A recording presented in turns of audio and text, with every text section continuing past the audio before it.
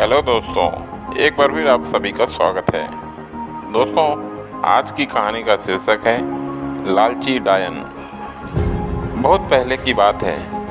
एक गांव में एक बहुत ही अच्छा और परोपकारी इंसान महेश रहता था। वह लोगों की मदद करने के लिए हमेशा तैयार रहता था। वह रोज़ गरीब लोगों में कंबल और ज़रूरत की कुछ चीज़ों का दान करता था।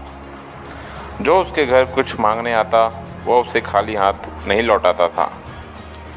इस प्रकार महेश एक दानवीर पुरुष के नाम से प्रसिद्ध हो गया।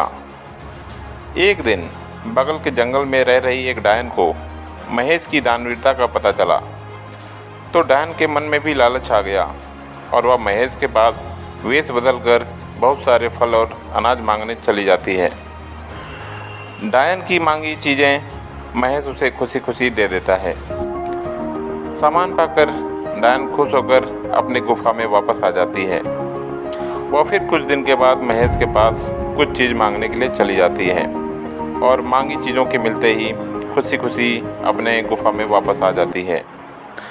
अब वह हर रोज़ कुछ न कुछ लेने के लिए महेश के पास पहुंच जाती है। एक दिन महेश के घर के पास से एक महात्मा गुजर रहे थे। तब महेश ने महात्मा को भी कुछ दान देने के लिए आमंत्रित किया। तब महात्मा पुरुष वहां रुक गया। तभी महात्मा ने उस डायन को देख लिया जो लोगों की लाइन में वेश बदलकर खड़ी थी। तब महात्मा ने महेश से पूछा, बेटा, क्या तुम इस औरत को पहले से जानते हो? महेश ने कहा, नहीं मुनिवर, मैं इनको कभी नहीं जानता।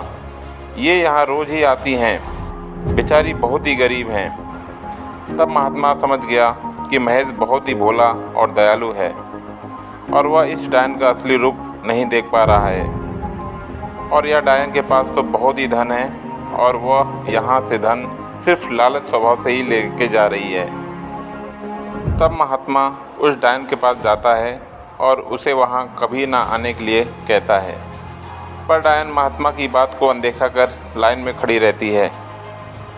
इस पर महात्मा गुस्सा हो जाता है और अपने लोटे से गंगा जल निकालकर उस डायन के ऊपर छिड़क देता है। गंगा जल की बूंदें डायन के ऊपर पड़ते ही वह वहाँ से भाग जाती है और दोबारा कभी नहीं आती है। अब महात्मा महेश को सच्चाई बताता है और उसे आशीर्वाद और पवित्र गंगा जल देकर चला जाता है। तो दोस्तों, आज की कहानी आपको कैसी लगी हमें कमेंट बॉक्स में ज़रूर बताएं। आज के लिए इतना ही। धन्यवाद।